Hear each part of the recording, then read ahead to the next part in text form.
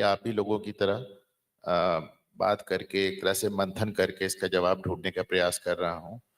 और अभी जब बाकी वक्ता बोल रहे थे तो मैंने दो एक पॉइंट्स बनाए थे।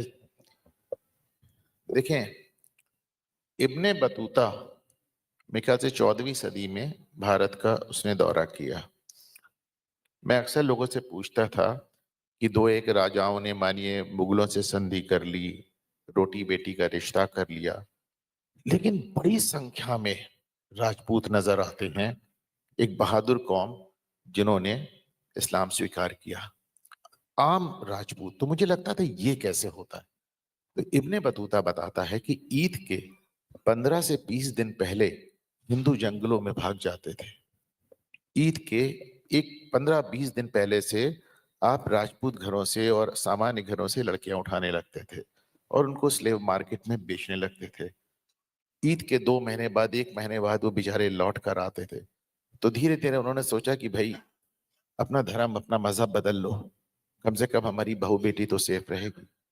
तो इस तरह एक मास कन्वर्जन हुआ।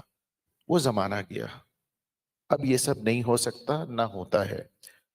लेकिन मैं भी जगन्नाथन सर से, पाकिस्तान की बात जाने दें, यहाँ भी कुछ पॉकेट्स में हो रहा है, लेकिन जगन्नाथन सर की इस बात से मैं सहमत हूं कि किसी लेवल पे घर वापसी चाहिए।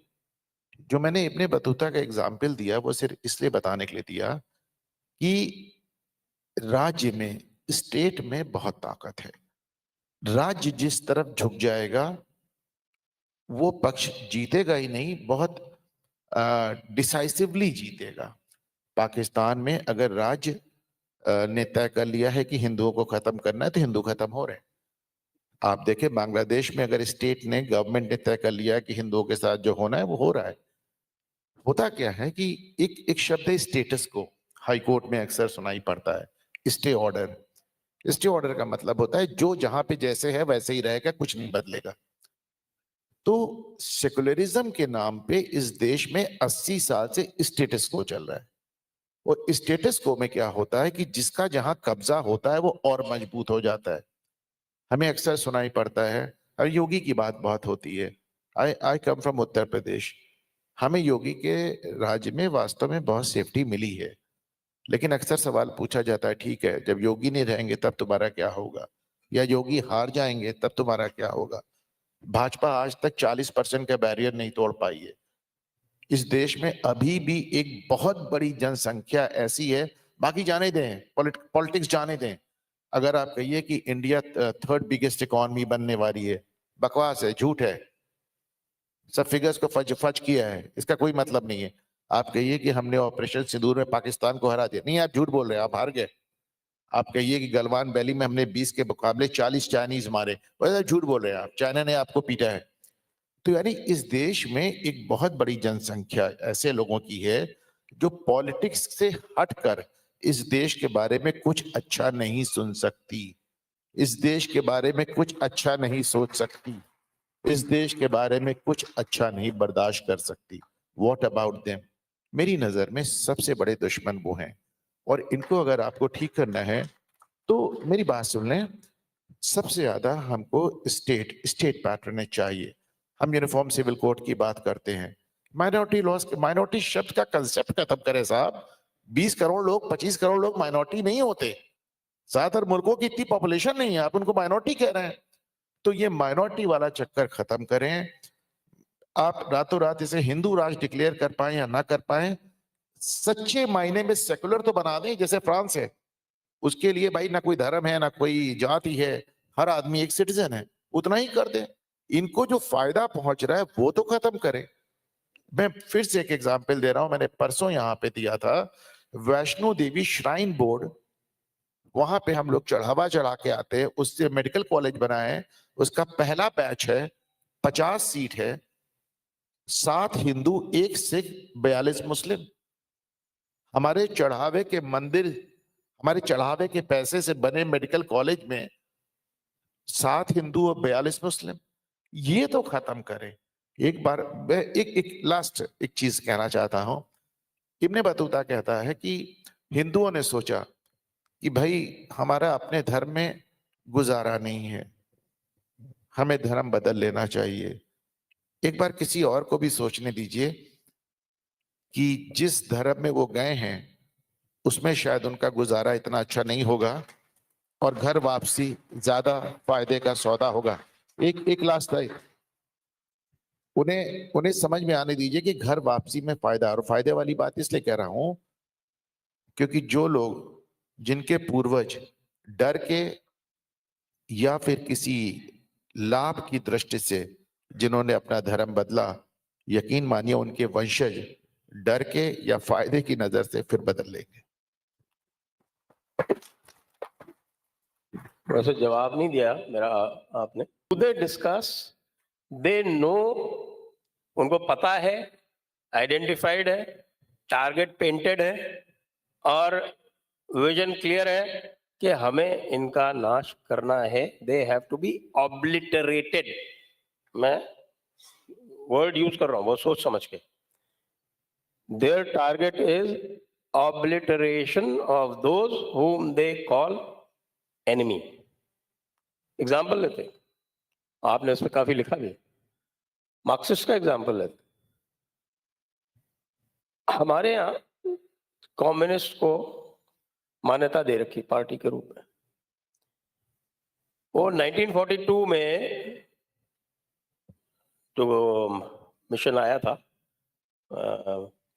किसका मिशन था वो? कैबिनेट मिशन तो 46 में था। और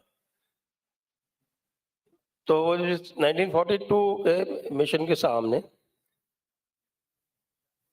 स्टैफोर्ड क्रिप्स, तो क्रिप्स मिशन के सामने कम्युनिस्टों ने एक पेपर रखा था, गंगाधर अधिकारी position paper, I think you know this, and they were very clear that they wanted India divided into 17 part plus 1 part. So 17 part on the basis of ethnicity and language and 1 part on the basis of religion. हालांकि वो कहते थे कि we are atheist, we don't honor religion and all that. आज तक उन्होंने उसको retract नहीं किया है और हम उनको There is no part कि पाकिस्तान सही हो सकता थी भारत के खिलाफ, इम्पॉसिबल है। जिस देश का, देखिए आपको समझना होगा, हर देश की एक सेना होती है। पाकिस्तान सेना की एक देश है और वो देश का नाम है पाकिस्तान। तो पाकिस्तान सेना owns the country called Pakistan. तो सेना का जस्टिफिकेशन तब तक ही रहेगा जब तक वो सेना एक इमेजिनरी दुश्मन क्रिएट नहीं करेगा, इसलिए वो भारत को दुश्मन क्रिएट कर रहा है। वरना वहां पे उस मुल्क में जो आवाम है वो उस जनरल से पूछेंगे कि आज 70 साल बाद जब दो देश अलग हुए, जब बंटवारा हुआ, आज भारत का है वो दुनिया की तीसरी या चौथी नंबर की इकोनॉमी है और 2004 के पहले पाकिस्तान की per capita income, nominal GDP US dollar को कांस्टेंट रखते हुए भारत से आगे थी। वो आज भारत से 3/4 पीछे हो चुकी है। तो आपने हमें क्या दिया? तो उस सेना का जो आइडेंटिटी है वो आता है भारत को एक दुश्मन दिखाने से। इसलिए जो अमन की आशा का तमाशा, इसको बंद करना चाहिए और पाकिस्तान के साथ किसी भी तरह का हमें कोई संबंध नहीं रखना चाहिए पर से, पीरियड।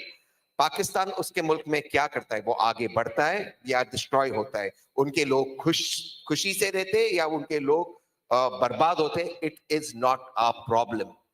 प्रॉब्लम क्या आता है सर, और प्रॉब्लम कहाँ आता है कि हमारे इंटरनल फाइट्स के अंदर, हमारे इंटरनल कॉन्फ्लिक्ट्स में। सर ने बात किया भाषा की, हमारी भाषाओं को हमें उसको प्रोटेक्ट करना चाहिए, हमारी भाषाओं के प्रति हमारे मन में आदर होना चाहिए। जब एक सरकार है महाराष्ट्र के अंदर, एक पावरफुल सरकार है, हम अभी महाराष्ट्र से आते हैं, महाराष्ट्र से, और वहां पे कुछ लोग, और मैं बड़ी जिम्मेदारी से कह रहा हूँ, कुछ गुंडे मिलकर उन गरीबों को मारते, उन मिडिल क्लास लोगों को मारते क्योंकि उनको एक भाषा बोलनी नहीं आती। सरकार क्या करती है? आप कानून के निजाम की बात कर रहे थे, आप कानून की हुकूमत की बात कर रहे थे, आप कह रहे थे only the government has a right to violence, which I agree with you. But वहां पर जो गुंडे वायलेंस करते, शेफाली पुणे से आती है, वो जानती है, वहां पर जो गुंडे वायलेंस करते हैं उनके बच्चे, मैं भी उसको एक पिक्चर दिखाया, वो नाइट क्लब्स में पार्टी करते हैं महाराष्ट्र कल्चर बचाने। और नाइट क्लब में पार्टी करने से मैं खिलाफ नहीं हूं, मैं खुद जाता हूं, I am not a hypocrite, लेकिन मैं लोगों को नहीं मारता हूं, मैं महाराष्ट्र की कल्चर डिफेंड करने की बात नहीं करता हूं। तो आपकी तब सरकार क्या करती है? उन शत्रुओं के खिलाफ आप कैसे रिएक्ट करते हो? वो जो शत्रु हमारे देश के अंदर हमारे देशवासियों को सिर्फ ह्यूमिलिएट नहीं करते, उनको मारने के बाद उनका वीडियो निकालते हो, उसको सर्कुलेट करते हो, उसके खिलाफ सरकार क्या करते? तब कहां गया सरकार का निजाम? वो सरकार आप कहते हो, आपने कहा कि और भी मजबूत करना चाहिए, और भी ताकत देना चाहिए, मत देना चाहिए, उंगली और ईवीएम दबाओ। 2 बार आपको गवर्नमेंट दी महाराष्ट्र के अंदर। जिस व्यक्ति के साथ आप जिसको आप चक्की पिसाने वाले थे, उसके साथ आपने सरकार बनाई। उसके बेटे ने फ्रॉड किया मेरे पुणे में, मेरे घर से कुछ मीटर आगे लैंड का फ्रॉड किया, उसके बेटे का नाम एफआईआर में नहीं है। ये भी विपक्ष की गलती है, वो भी किसी और की गलती है। तो कहीं ना कहीं हमें हमारे भीतर भी देखना होगा कि हम क्या कर रहे हैं। इज द गवर्नमेंट नहीं, वो- इंपॉर्टेंट और इट्स प्रिंसिपल्स इंपॉर्टेंट? वो उस पार्टी का क्या करना चाहिए ये पूछ रहा था। So is it justified? I agree with you with they have an alliance. I totally agree with you. And don't believe me, I am against, मैं उस पार्टी एनसीपी की, हमारी भाषाओं को हमें उसको प्रोटेक्ट करना चाहिए, हमारी भाषाओं के प्रति हमारे मन में आदर होना चाहिए। जब एक सरकार है महाराष्ट्र के अंदर, एक पावरफुल सरकार है, हम अभी महाराष्ट्र से आते हैं, महाराष्ट्र से, और वहां पे कुछ लोग, और मैं बड़ी जिम्मेदारी से कह रहा हूं, कुछ गुंडे मिलकर उन गरीबों को मारते, उन मिडिल क्लास लोगों को मारते क्योंकि उनको एक भाषा बोलनी नहीं आती। सरकार क्या करती है? आप कानून के निजाम की बात कर रहे थे, आप कानून की हुकूमत की बात कर रहे थे, आप कह रहे थे only the government has the right to violence, which I agree with you. But वहां पर जो गुंडे वायलेंस करते हैं, शेफाली पुणे से आती है, वो जानती है, वहां पर जो गुंडे वायलेंस करते हैं, उनके बच्चे, मैं भी उसको एक पिक्चर दिखाया, वो नाइट क्लब्स में पार्टी करते हैं महाराष्ट्र कल्चर बचाने, और नाइट क्लब में पार्टी करने से मैं खिलाफ नहीं हूं, मैं खुद जाता हूं, I am not a hypocrite, लेकिन मैं लोगों को नहीं मारता हूं, मैं महाराष्ट्र की कल्चर डिफेंड करने की बात नहीं करता हूं। तो आपकी तब सरकार क्या करती है? उन शत्रुओं के खिलाफ आप कैसे रिएक्ट करते हो? वो जो शत्रु हमारे देश के अंदर हमारे देशवासियों को सिर्फ ह्यूमिलिएट नहीं करते, उनको मारने के बाद उनका वीडियो निकालते हो, उसको सर्कुलेट करते हो, उसके खिलाफ सरकार क्या करते? तब कहां गया सरकार का निजाम? वो सरकार आप कहते हो, आपने कहा कि और भी मजबूत करना चाहिए, और भी ताकत देना चाहिए, मत देना चाहिए, उंगली और ईवीएम दबाओ। 2 बार आपको गवर्नमेंट दी महाराष्ट्र के अंदर। जिस व्यक्ति के साथ जिसको आप चक्की पिसाने वाले थे, उसके साथ आपने सरकार बनाई। उसके बेटे ने फ्रॉड किया मेरे पुणे में, मेरे घर से कुछ मीटर आगे लैंड का फ्रॉड किया, उसके बेटे का नाम एफआईआर में नहीं है। ये भी विपक्ष की गलती है, वो भी किसी और की गलती है। तो कहीं ना कहीं हमें हमारे भीतर भी देखना होगा कि हम क्या कर रहे हैं। इज द गवर्नमेंट नहीं, वो- इंपॉर्टेंट और इट्स प्रिंसिपल्स इंपॉर्टेंट? वो उस पार्टी का क्या करना चाहिए ये पूछ रहा था। So is it justified? I agree with you with they have an alliance. I totally agree with you. And don't believe me, I am against, मैं उस पार्टी एनसीपी के तब भी खिलाफ था जब वो कांग्रेस के अलायंस में थे। Please don't and you can go back at my tweets. I think they're terrible for Maharashtra. Now I am asking you what I think is terrible. Is it justified that you are in an alliance with them? वो भी उस व्यक्ति के साथ जिसने पूरी तरह से महाराष्ट्र को बर्बाद किया, उस पार्टी के साथ जो वहां पे लोगों को मारते हैं। राज ठाकरे जी की सिक्योरिटी विड्रॉ कर दीजिए, देखिए कितने लोगों को मारते हैं उनके लोग, क्यों नहीं करते? मैं ये नहीं कह रहा आप जेल में डालिए, I can understand law and order can feel, I can understand that, उनकी सिक्योरिटी विड्रॉ कर दीजिए, वो भी नहीं कर सकते आप। कब तक आप ऑपोजिशन को ब्लेम करोगे? I think there are lot of problems in the main opposition, blame I agree with you. Blame तो मैंने किए नहीं, मैंने तो सिर्फ आपसे पूछा ऐसी पार्टी को आप क्या कहोगे। आपने कहा देशद्रोही शत्रु, तो आपने बोला ही नहीं। देशद्रोही शत्रु होता है कि नहीं? मैं मानता हूँ शत्रु और देशद्रोही वो है जो एक गरीब आदमी, एक मिडिल क्लास आदमी गुजरात से गोल पोस्ट मत चेंज कीजिए। मैं तो यार चेंजिंग, आई एम क्या देशद्रोही शत्रु भी है? यस, देशद्रोही 100% शत्रु है, Thank you. 2000% शत्रु है। Thank you. भाई साहब, बीच में खड़े होके बोलना यहाँ अलाउड नहीं है, ध्यान रखें। प्रॉम्प्ट करने की आवश्यकता है, अपने आप बोलेंगे। नहीं, बिल्कुल। अब ये मेरी तरफ मुखातिब थे तो मैंने कहा इनको टीवी डिबेट्स की आदत है, तो बिल्कुल ये बगल में आ गए। आपने बहुत छोटे से शत्रु को पकड़ लिया है, लोकल टाइप। आप महाराष्ट्र पहुंच गए, आपने मराठी और वर्सेस हिंदी कर दी। नहीं साहब, ये तो अदरक वाली चाय से सही हो जाएगी। बड़ा शत्रु सर, आपने मुझे मतलब पर्याप्त समय दिया, लेकिन मेरी लिस्ट में अभी बाकी रह गया था। मैं पॉलिटिकल शत्रु, मैंने बताया विपक्ष नहीं है भाई। आप जिसे दोस्त देशद्रोही कह रहे हैं वो शत्रु है, आपने कह दिया, बड़ा अच्छा लगा। दुश्मन की तरह व्यवहार है और होना चाहिए। कांग्रेस इस देश में विपक्ष नहीं रह गई है, नहीं है विपक्ष। भला हो तहसीन भाई, आपने कहा कि देशद्रोही पहले आपने कहा और उसके बाद आपने कहा कि हाँ जो देशद्रोही है वो शत्रु है, तो मैं आपकी बात का आगे बढ़ा दिया, मैंने नाम ले लिया। मेरी लिस्ट पॉलिटिकल आई थी, मैंने फिर कहा कि ये आपकी भोजन संस्कृति, आपकी वस्त्र संस्कृति पर हमला करते हैं। सामाजिक शत्रु आपके कौन है? सड़कों पर जो झुके रहते हैं, ये क्या है? ये सामाजिक शत्रु है। बिला वजह उनके प्रेयर के लिए जगह है। वैचारिक शत्रु, अभी आपने जो बात कही लेफ्ट की, कम्युनिस्टों की, भारत में वामपंथ एक फर्जी अवधारणा है, फ्रॉड है। 1 मिनट में बता रहा हूं कैसे। भारत का लेफ्ट दरअसल लेफ्ट नहीं है, वो फ्रॉड है। फ्रांसीसी क्रांति में लेफ्ट और राइट शब्द पैदा हुआ। राजा के जो साथ थे वो राइट बैठे और राजा के जो खिलाफ थे वो लेफ्ट बैठे।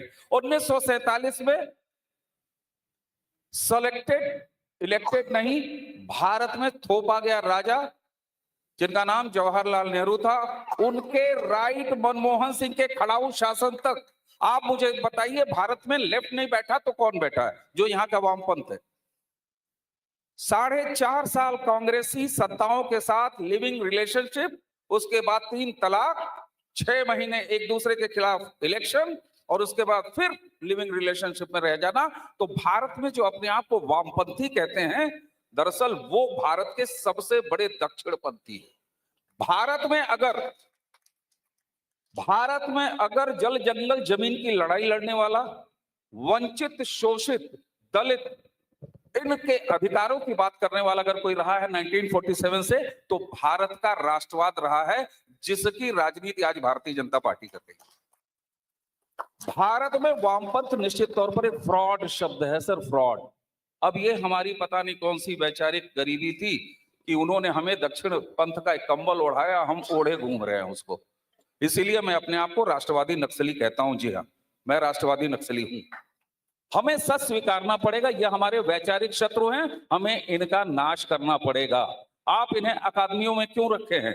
आप अब भी उनको वाइस चांसलर क्यों बनाते हैं? आप यत्र तत्र सर्वत्र ये सिस्टम में क्यों घुस जाते हैं? हमें इनका नाश करना होगा। जब तक ये नहीं होगा, वैचारिक शत्रुओं का नाश नहीं होगा, आप आगे नहीं बढ़ पाएंगे। और इन सबको करने के लिए मैं फिर कहता हूं, 11 साल 12 साल 2 सत्ता 3 सत्ता पर्याप्त नहीं है। मैं भावुक, आप जिस बात को लगातार कहते हैं, अभी आपने बिहार के संदर्भ में ओपन माइक सेशन में कहा, समय इतना पर्याप्त नहीं है साहब। इसलिए सत्ता की निरंतरता इन सारे शत्रुओं के नाश की असली दवा है, असली अस्त्र है, असली हथियार है। इसलिए बिना उबे बिना थके लगातार ऐसी राष्ट्रवादी सत्ता लेके चलिए जो प्रधानमंत्री के घर में गौ माता दिखाए, जो प्रधानमंत्री के घर में नवरात्र में, शारदीय नवरात्र में मां का पूजन दिखाए, जो योग दिखाए दक्षिण से लेके और हमारे हिमालय के मंदिरों की दर्शन और सनातन की पुनर्स्थापना दिखाए, और साथ में सबका साथ सबका विकास। रोटी खाओ भाई, अनाज बहुत है, बहुत है। जिन्होंने तलवार या 4 बोरी 2 बोरी चावल, 2 रुपया प्रति महिला और 4 रुपया प्रति पुरुष पर अपनी पहचान बदली है, अपना धर्म बदला है, उनके लिए पर्याप्त राशन है। और घर वापसी के मैं बहुत खिलाफ रहता हूं। मत आओ, इंडोनेशिया के मुसलमान बनो के भारत में रहो। अब हम चलेंगे प्रश्नों पर, लेकिन प्रश्नों से पूर्व एक अपॉर्चुनिटी मुझे अनुपम जी को देनी है, क्योंकि उनका कहना था कि मैंने उनकी बात ठीक से नहीं सुनी। तो हाँ, प्रोसेस और event. I'm not getting your question. What exactly are you asking? क्या पूछ रहे हैं आप? मैंने आपको ये पूछा था कि बाबू ने कहा कि ये जो शत्रुनाश है ये एक प्रक्रिया है, न कि वन टाइम इवेंट। तो उस पर आप क्या सोचते हैं? मैंने भी कहा ये प्रक्रिया है, और बस मैंने सिर्फ ये कहा कि बिना सरकारी पैट्रनेज के, बिना सरकार की मदद के, अभी जैसे शर्मा साहब कह रहे थे कि सरकारें रिपीट होती जानी चाहिए एक लंबे समय तक। Let me give you an example. मुझे जैसे लगता है कि अगर योगी आदित्यनाथ आने वाले 10 साल तक उत्तर प्रदेश के मुख्यमंत्री बने रहें, तो शत्रु नाश, नाश मतलब ये नहीं है कि कोई मर जाएगा या कोई खत्म हो जाएगा, लेकिन हौसला एक लंबे समय के लिए टूट जाएगा। वो लड़ने की ताकत समाप्त हो जाएगी, जिसके चलते हमें एक खौफ होता है, एक डर होता है। लेकिन इसके लिए जो मैंने इब्न बतूता वाला वृतांत बताया, वो भी इसीलिए बताया कि सरकार मतलब सत्ता से बड़ी, स्टेट से बड़ी कोई ताकत नहीं है, और स्टेट को बहुत प्रोएक्टिव होकर इस काम में हमारा हाथ बटाना पड़ेगा। Thank you. अब प्रश्न आ गए हैं, तो मैं पहला प्रश्न तहसीन से पूछ लेता हूँ। पूछिए। लिखा हुआ है इसमें तहसीन से प्रश्न, so I have no choice actually. मैं थोड़ी किसी चीज पे डाउट करता हूँ। ये उदय शंकर श्रीवास्तव जी का प्रश्न है। कह रहे पाकिस्तान का प्रोपेगेंडा राहुल गांधी बिल्ड करते हैं, राहुल गांधी से कैसे डील किया जाए? नहीं, इसको ये जान लीजिए, उदय शंकर श्रीवास्तव जी के मुकदमे में ही राहुल गांधी जमानत पर हैं। वो बैठे हैं सामने, इन्हीं के मुकदमे में राहुल गांधी जमानत पे हैं।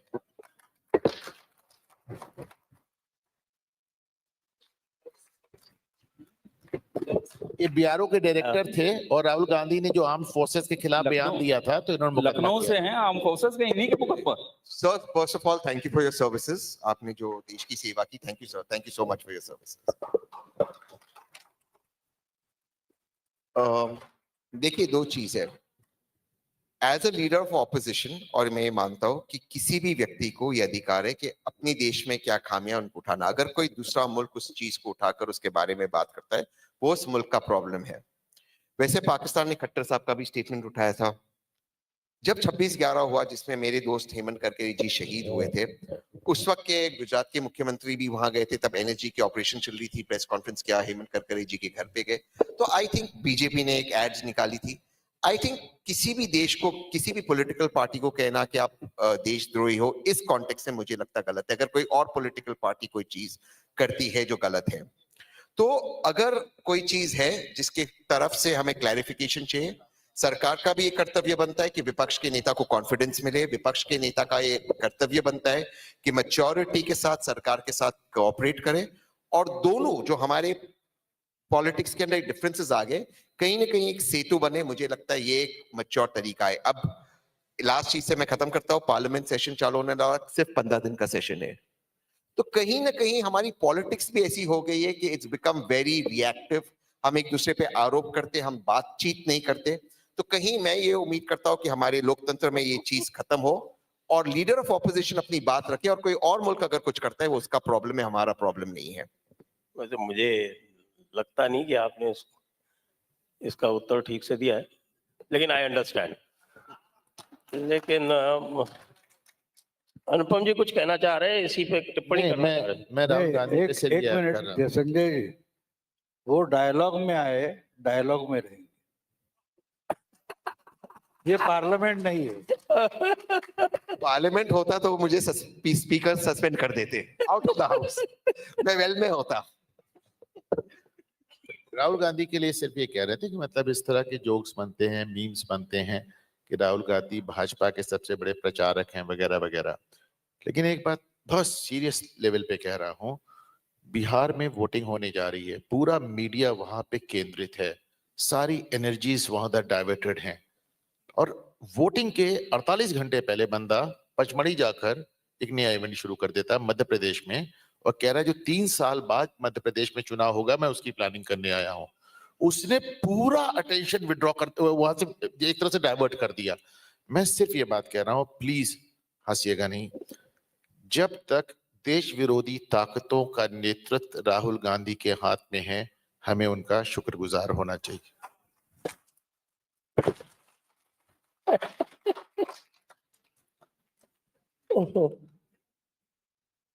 अगला प्रश्न भी अनुपम जी से ही है। ये है कोई रोहित कुमार जी इंद्रप्रस्थ से। शत्रुनाश के लिए जब हम सड़कों पर निकलेंगे और कानूनी लड़ाई में फंसेंगे, तो हमारी रक्षा कौन करेगा?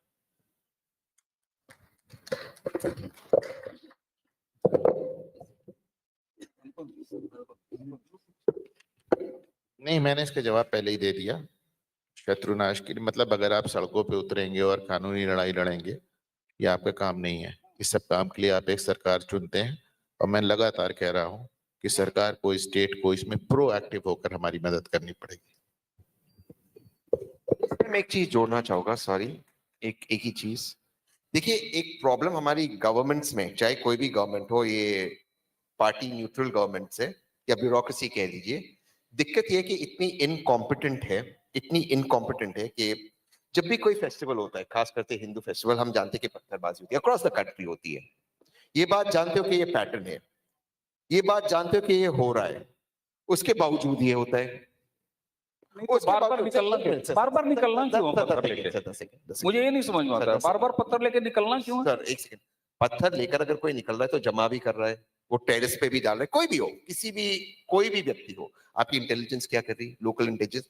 देखिए, बार बार हम, क्योंकि बहुत इंपॉर्टेंट क्वेश्चन है, अगर कोई भी व्यक्ति अपने हक के लिए उतरता है, चाहे वो हिंदू हो, मुसलमान हो, महाराष्ट्रन हो, राजस्थान का, इस प्रदेश का हो, सरकार की जिम्मेदारी है कि उसकी रक्षा करे।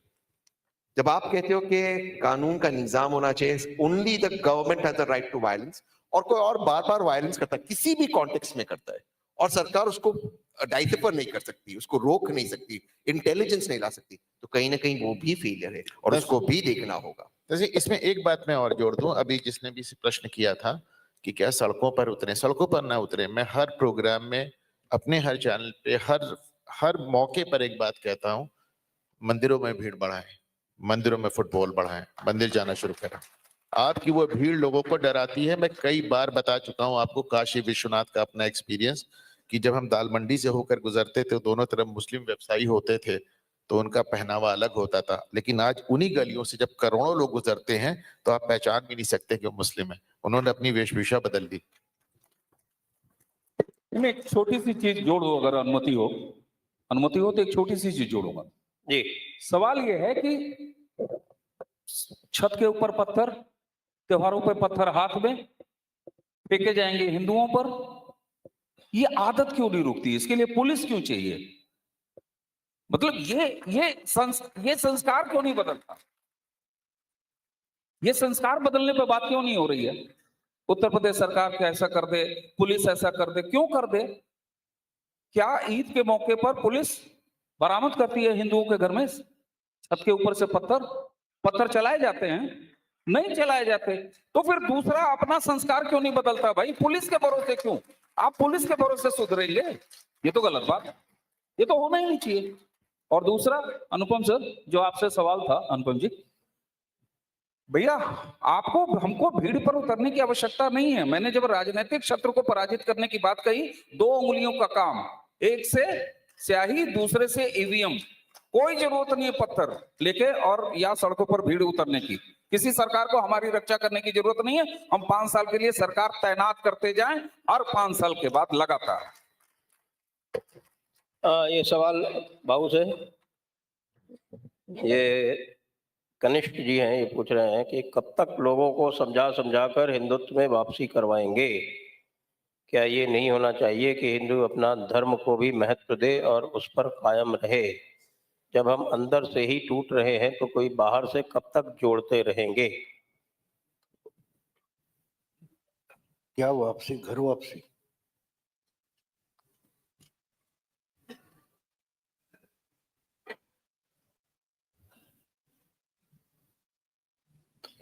मैं मानता हूं कि वापसी वगैरह में कुछ मतलब नहीं होता। अगर आप अपनी भारतीयता पर विश्वास करते हो तो वापसी का कोई मतलब नहीं बनता। देखो, एक इजराइल खड़ा हुआ, एक पत्रकार आहत हुआ था, वहां से शुरू होकर उन्होंने तय किया। एक पेरिस की घटना है, मुझे अभी डिटेल याद नहीं है, लेकिन पेरिस में एक किसी को फांसी देने वाले थे और उस पर लोग पत्थर वगैरह मार रहे थे, तो लोग चिल्ला रहे थे, किल हिम, ही इज जू। तो वो जू था, वो विचलित हुआ कि हम भागकर जाएंगे कहाँ, दुनिया भर हर देश से हमको निकाल रहे। तो उसने वो तय किया, उसके कम से कम 70-80 साल बाद एक जमावड़ा दुनिया भर के निकाले गए जूस उसने इजराइल में जाकर खड़े किए। आज वो देश खड़ा है क्योंकि वो देश है, पॉपुलेशन नहीं है। हर कोई पिछले 1.5 साल से 2 साल से जो लड़ाई चल रही है उसके पास मेजॉरिटी नहीं है, लेकिन वहां का प्राइम मिनिस्टर 4-5 देशों से एक साथ लड़ रहा है। उसका कारण वो देश करके, देश भावना करके खड़ा है। कौन वापस आए? वहां भी गठबंधन की सरकार है, लेकिन जो अलग अलग लोग हैं वो मिलजुल कर खड़े हैं। तो मैं इसलिए कहता हूं कि हमको, अगर हम संविधान मानते हैं, दिखाते हैं संविधान है, उसके अंदर क्या है किसको पता नहीं। लेकिन बात ये होती कि आज मैं मानता हूं कि पूरी देश के निजाम में, अगर तहसीन ने सवाल पूछा सही है कि क्यों नहीं हो रहा है, तो 2 गुंडे घुस आए। संविधानिक जो निजाम है उसमें 2 गुंडे मैं मानता हूं घुस आए। एक का नाम मीडिया है और दूसरे का नाम जुडिशरी है, जिनको कहीं से भी रिकॉग्निशन नहीं है, कहीं से भी रिकॉग्निशन नहीं है। फोर्थ स्टेट वगैरह बोला जाता है, संविधान में कहीं भी पत्रकारिता के लिए कोई विशेष स्थान नहीं है। वो आम लोगों के लिए जो आविष्कार, स्वातंत्र, फ्रीडम ऑफ एक्सप्रेशन दिया है, हम उसका धंधा करते हैं और बोलते हम ही पवित्र है, हम सबसे बड़े पोंगा पंडित बन गए पत्रकार, कि हम बोलते हैं। और दूसरी बात जुडिशरी, उसने अपने हाथ में ले लिया है सब कुछ। हम तय करेंगे, हम ही कॉलेजियम बनाएंगे, हम ही जज बनाएंगे। तो संविधान भी, अगर संविधान का कोई एक हिस्सा अगर जाति कर रहा है तो उसको भी रोकना पड़ेगा। इसलिए मैंने बोला कि शत्रु बाहर मत ढूंढो, अंदर मत ढूंढो, अपने आसपास ढूंढो। कोई ज्यादती कर रहा है तो उसको रोकना पड़ेगा हमको आगे आकर। अब इसने बोला, तहसीन ने बिल्कुल सही है, लेकिन एक गुंडे ने किसी को बार में मारा है या रास्ते पर मारा है, लेकिन हमारे देश में एक लड़की को एक तरफा प्यार करता है कोई और उस पर एसिड फेंक देगा या चाकू से भोग देगा और हम देखते रहते, हम वीडियो निकालते, लेकिन कोई हस्तक्षेप नहीं करता, क्योंकि हम डेमोक्रेसी हमको चाहिए। लेकिन डेमोक्रेसी जो जिम्मेदारी लेती है वो जिम्मेदारी हमें नहीं चाहिए। हम जिम्मेदारी नहीं उठाएंगे, वो दूसरा किसी को उठाना है। हर एक को आपकी पत्नी बोलेगी कि भाई आज जरा मार्केट में जाओ, कुछ सब्जी लेकर आओ, तो पूछेगी कि क्या लाओ। आप उतना डिसीजन नहीं कर पाते कि मुझे सब्जी क्या खानी है, इसलिए वाइफ को पूछेंगे। और मोदी क्या गलती कर रहा है? वाह, कितने बड़े ज्ञानी हो गए हम पिछले 10 साल 11 साल में अगर ज्यादा से ज्यादा ज्ञानी पैदा हो गए, अर्थशास्त्री पैदा हो गए, डिफेंस एक्सपर्ट पैदा हो गए, हर बात पर बोलेंगे चैनल पर बैठकर। इंटेलिजेंस फेलियर, इनको इंटेलिजेंस मालूम है? अरे इंटेलिजेंस डिपार्टमेंट का मतलब क्या होता है? Illegal department of government, that is intelligence. और उस पर चर्चा करते हैं। को कहने का मतलब यह कि हर नागरिक को जिम्मेदार होना पड़ेगा। और हम देखते हैं कि 90% लोगों को डेमोक्रेसी वगैरह कुछ मालूम नहीं है। 2-3% लोग हैं जो चैनल देखते, घर में चर्चा करते, कटिंग चाय पीते, नाके पर खड़ा होकर, नहीं मोदी को ये नहीं करना चाहिए। वाह क्या बात है। अरे अपने घर में, अपने परिवार में 10 प्रॉब्लम है, 2 प्रॉब्लम सॉल्व करके दिखाओ, वो नहीं होता। और 1 लाख प्रॉब्लम हर दिन जिसको सॉल्व करने, उसकी गलतियां निकली। इतने ज्ञानी हो गए। हमारा सबसे बड़ा प्रॉब्लम क्या है? हमारे देश में बहुत सारे ज्ञानी तैयार हो गए। अगर नहीं होते, कांग्रेस पार्टी बिना अध्यक्ष के 3 साल चलती रही, अध्यक्ष ही नहीं था, क्योंकि कोई ज्ञानी नहीं था। तो वो बोलने के लिए होता है। वैसे तो अभी भी जन्म नहीं हुआ है, वो भी उस खानदान में पैदा होगा तो वो अध्यक्ष ही रहेगा, कोई बात नहीं, सदा अध्यक्ष बना रहता है। याद है ना डिस्कवरी ऑफ इंडिया, पहले कुछ भी नहीं था, जो छुपा था सदा अध्यक्ष बना रहता। वैसे कांग्रेस का अध्यक्ष होता है, चर्चा बीजेपी के अध्यक्ष की होती है, कांग्रेस के अध्यक्ष की चर्चा हुई है कभी? तो कहना वो नहीं जाए। कहने का मतलब यह है कि कांग्रेस में उल्टा सवाल पूछने वाला कोई नहीं, तो बढ़िया चल रही है, हार रही है लेकिन बढ़िया चल रही है। सवाल सब बीजेपी पर पैदा होते, इसका कारण ज्ञानी लोग यहां बैठे। जो मुझे कहने का मतलब यह है कि डेमोक्रेसी वगैरह बोलते नहीं, ये 2% 1% लोगों की एक चैन होती है, मजा होती है। बाकी लोग लगे रहते पेट पालने में, उनको कुछ नहीं होता। उनको बिल्कुल डेमोक्रेसी नहीं चाहिए, बिल्कुल नहीं चाहिए। मैं एक बात आपको समझाता हूँ, जाके देखो। मैं उदाहरण देता हूँ धारावी का। वो जो महिला है, उसका पति होता है बेवड़ा होता है साला, कुछ कमाता नहीं। वो 4 घर काम करती है, अपना घर चलाती है, गृहस्थी चलाती है। ये उसको दारू पी के मारेगा, कभी कभी वो भी उसको मारती है, लेकिन वो घर से नहीं निकालती। समझ लो, वो अपने घर से उसको नहीं निकालती। कोई एकेडमिक होगा, अरे क्या तू क्यों ये सह लेती है, धक्के मारकर निकाल दो। नहीं निकाली, क्यों मालूम है? क्योंकि उसको मालूम होता है कि उसको निकाल कर बाहर करूंगी तो 4 गुंडे घुसकर घर में आएंगे, तो दिखाने के लिए पति रखना पड़ता है। इस देश में संविधान सरकार दिखाने के लिए होता है।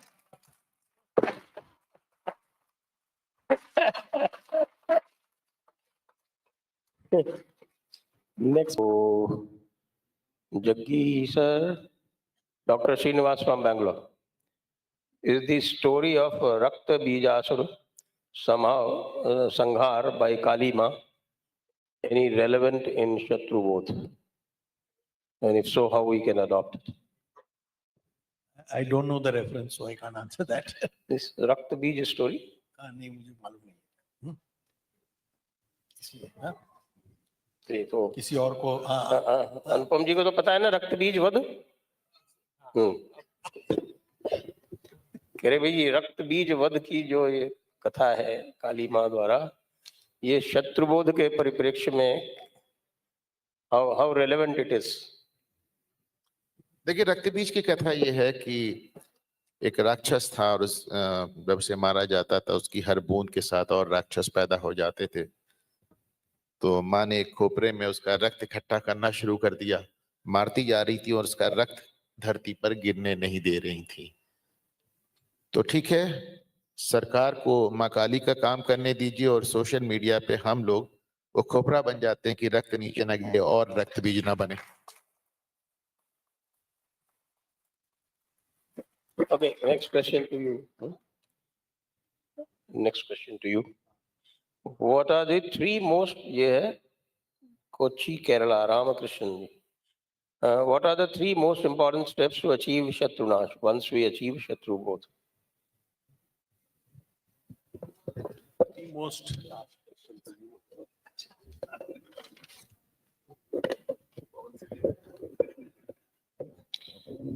no, the first and most important thing is to build internal unity so that you don't destroy each other. I always wonder whether if Prithviraj and Jaichand were on opposing sides, whether the Prithviraj would have gone with Gauri or not. So I think we are not able to figure out who is our enemy. I mean, in the sometime back we talked about the Arthashastra where Kautilya is supposed to be than the distant one. But in this case, the near enemy were Prithviraj and Jaichand were each other. And so I think it's a problem. Hindus and favoritism towards minorities, fake narratives that they put in the world out there. So what do you feel about it? Aditi Agrawal from Jaipur.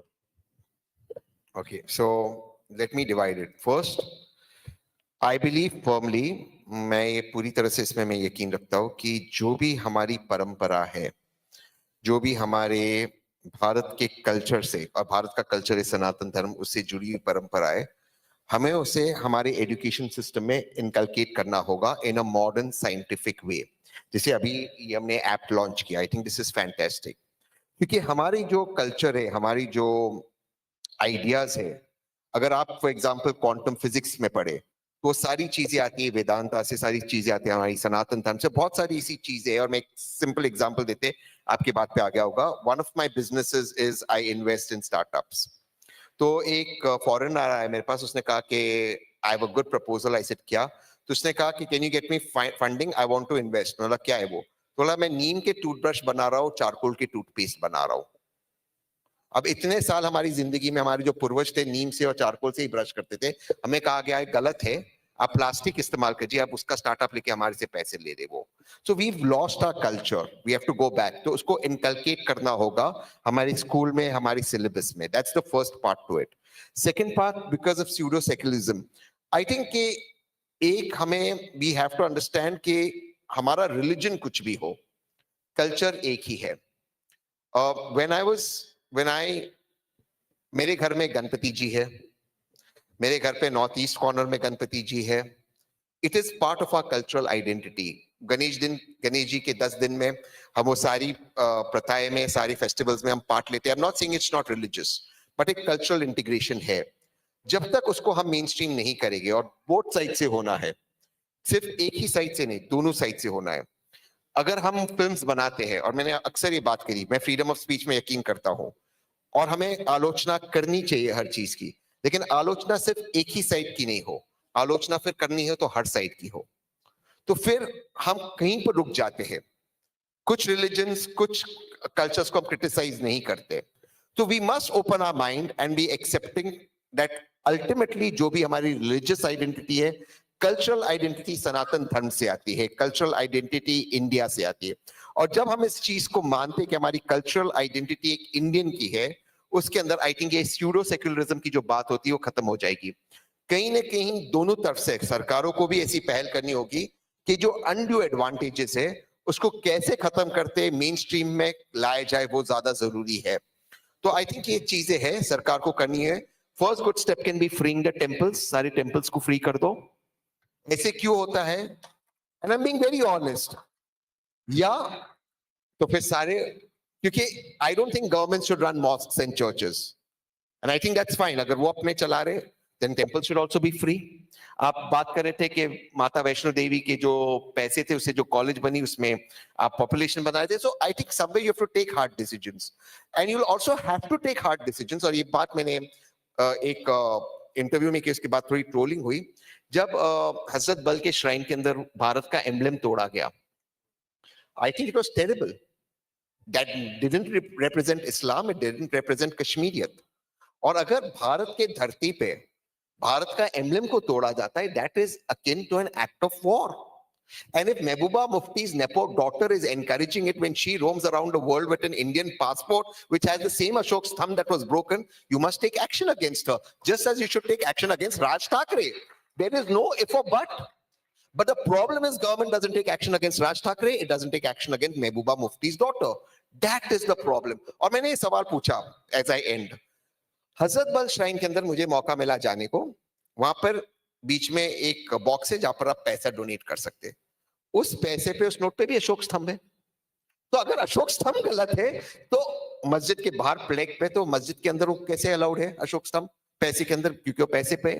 So unless you don't counter this propaganda without getting scared, be it any side, be it Raj Thackeray और be it Mehbooba Mufti, be it somebody else or be it OAC, you will never have true secularism.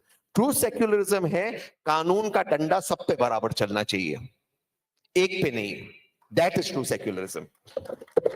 Thank you, we have finished right on time. आप सभी लोगों को बहुत बहुत धन्यवाद।